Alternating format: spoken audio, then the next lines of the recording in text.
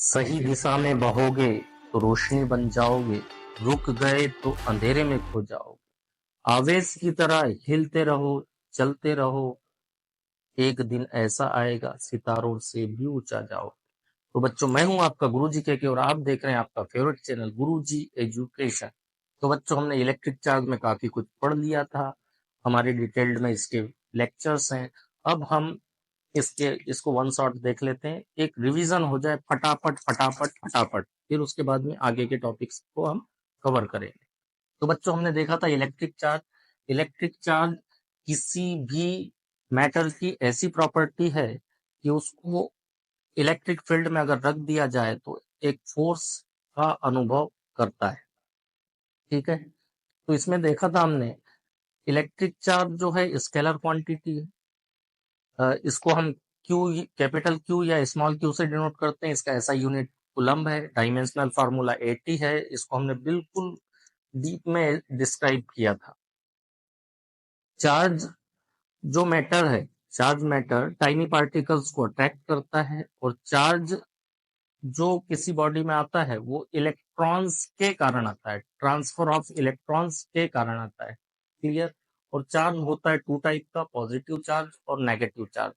इसको समझने के लिए बच्चों हम ऐसे समझेंगे, जैसे ये कोई बॉडी है, ये अभी न्यूट्रल रखी हुई है, इसमें प्रोटॉन और इलेक्ट्रॉन की जो number of proton and number of electrons जो है इक्वल है।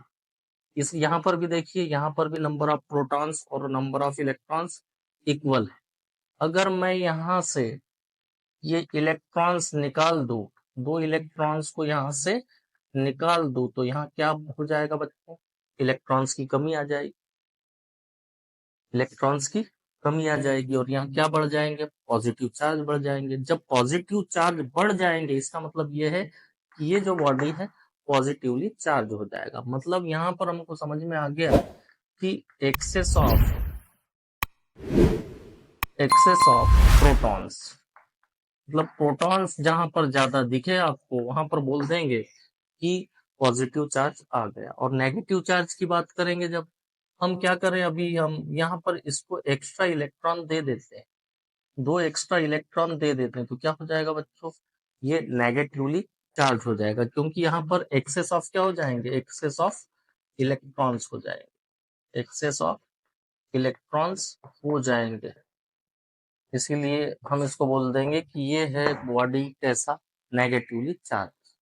सीधी और सरल बात ये है कि यदि किसी भी मैटर में से इलेक्ट्रॉन्स को हमने निकाल लिया तो क्या होगा? वहां पर पॉजिटिव चार्ज बढ़ जाएंगे, क्योंकि पॉजिटिव चार्ज मतलब प्रोटॉन तो जितने थे उतने ही है, वहां से इलेक्ट्रॉन्स को निकाला। फॉर एग्जाम्पल 4 पॉजिटिव चार्ज थे और 4 ही नेगेटिव चार्ज थे। यहां से मान लो मैंने 2 इलेक्ट्रॉन्स निकाल दिया, तो कितने इलेक्ट्रॉन्स की कमी हो गई? यहाँ पर 2 इलेक्ट्रॉन्स की कमी हो गई। ज्यादा कौन दिख रहे हैं? Positive charge. इसका मीनिंग क्या हुआ कि जो ज्यादा दिख रहे हैं वो वाला चार्ज उस मैटर पर आ गया। अब हम नेगेटिव चार्ज की बात करते हैं। नेगेटिव चार्ज में क्या हुआ बच्चों? फॉर एग्जाम्पल यहाँ पर 2 प्रोटॉन है, 2 ही प्रोटॉन है और 2 ही इलेक्ट्रॉन है। हमने क्या काम किया? इसको और 2 इलेक्ट्रॉन दे दिया इस बॉडी को, तो अब यहाँ पर इलेक्ट्रॉन कितने हो गए? 4। मतलब क्या हुआ कि अगर इलेक्ट्रॉन्स ज्यादा हो गए तो क्या हो जाएगा? वो बॉडी नेगेटिवली चार्ज हो जाएगा। क्लियर। देखते हैं बच्चों इनकी हम बेसिक प्रॉपर्टीज। बेसिक प्रॉपर्टीज से पहले बचपन में बहुत देखा होगा आपने कि जैसे कॉम्ब हो गया हमारा, कंघी करे हमने, कंघी धोखे से नीचे गिर गई तो वहां बहुत सारे डस्ट पार्टिकल्स जमा हो जाते हैं। वो ऐसा इसलिए हुआ बच्चों, क्योंकि जब हमने कॉम्ब को हेयर में रब किया तो कॉम्ब हमारी हो गई चार्ज, और उसने टाइनी पार्टिकल्स को अपनी ओर अट्रैक्ट कर लिया। उसी प्रकार से हमने देखा है कि बलून को भी रब करो हेयर में और फिर उसको वाल में चिपका दो, तो क्या होता है? वहां पर चिपक जाता है। ये क्यों होता है बच्चों? बलून्स में चार्ज आ जाता है, इस कारण हो जाता है। ठीक है, अब हम इसकी बेसिक प्रॉपर्टीज देख लेते हैं बच्चों। बेसिक प्रॉपर्टीज में number first, additivity of charge. बिल्कुल सिंपल है, कुछ नहीं है। फॉर एग्जाम्पल ये सिस्टम है, यहाँ पर ये चार्ज रखे हुए हैं Q1 Q2 Q3, तो एडिटिविटी ऑफ चार्ज के अकॉर्डिंगली क्या हो जाएगा बच्चों? नेट चार्ज जो हो जाएगा क्यू नेट आपका, वो हो जाएगा Q1 plus Q2 plus Q3। ये हो गया आपका additivity of charge. Quantization of charge ये कहता है कि जो नेट चार्ज होगा किसी भी बॉडी में वो इंटीग्रल मल्टीपल होगा इसका एलिमेंट्री चार्ज का, और एलिमेंट्री चार्ज का वैल्यू कितना होता है बच्चों, 1.6 into 10 to the power -19 coulomb. कहने का मतलब ये है कि किसी भी बॉडी में 2.5 कूलम चार्ज नहीं होगा, 1.5 कूलम चार्ज नहीं होगा, ये होगा इंटीग्रल मल्टीपल किसका, एलिमेंट्री चार्ज का। क्लियर।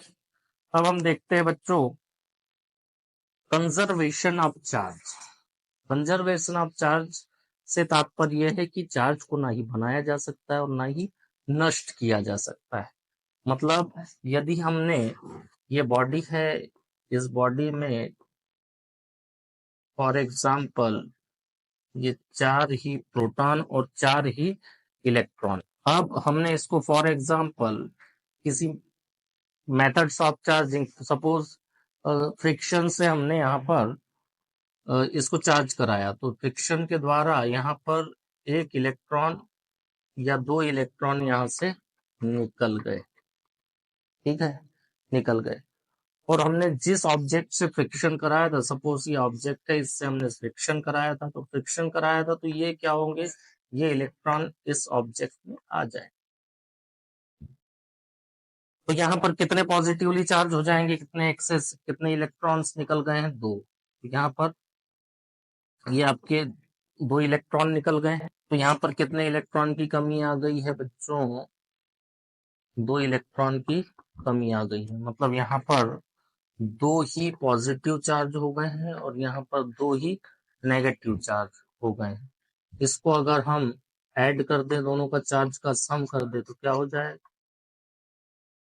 0 is equal to 0। मतलब हम कह देंगे कि चार्ज इज कंजर्व। क्लियर।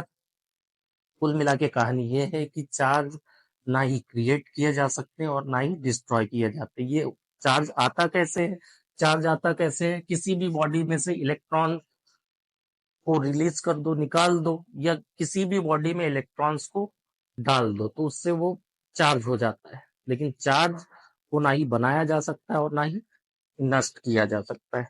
अब हम नेक्स्ट प्रॉपर्टी देखते हैं, चार्ज इज इनवेरिएंट। तो इसका तात्पर्य यह है कि किसी भी बॉडी में यदि चार्ज आ गया है और वो मोशन कर रहा है, तो उसके चार्ज में कोई प्रभाव नहीं पड़ेगा। फॉर एग्जाम्पल हमने कोई बॉडी ले लिया, सपोज ये बॉडी है जिसमें 5 कूलम का चार्ज, 5 कूलम का चार्ज है, ये अर्थ में था। अब मान लो एरोप्लेन में हमने इसको रख दिया जो कि अर्थ से तो काफी डिस्टेंस पर है, तो यहाँ पर जो चार्ज था 5 कूलम, वहां भी हम मेजर करेंगे तो 5 कूलम भी रहेगा। मतलब इस पर मोशन का कोई इफेक्ट नहीं पड़ता है। तो ये हमारी सारी बेसिक प्रॉपर्टीज हो गई बच्चों। इसी प्रकार से हम नेक्स्ट लेक्चर में क्या काम करेंगे, इसकी जो बेसिक प्रॉपर्टी है, additivity of charge, quantization of charge, conservation of charge, in basic properties से रिलेटेड न्यूमेरिकल्स कर लेंगे। तो तब तक के लिए जय हिंद, जय भारत।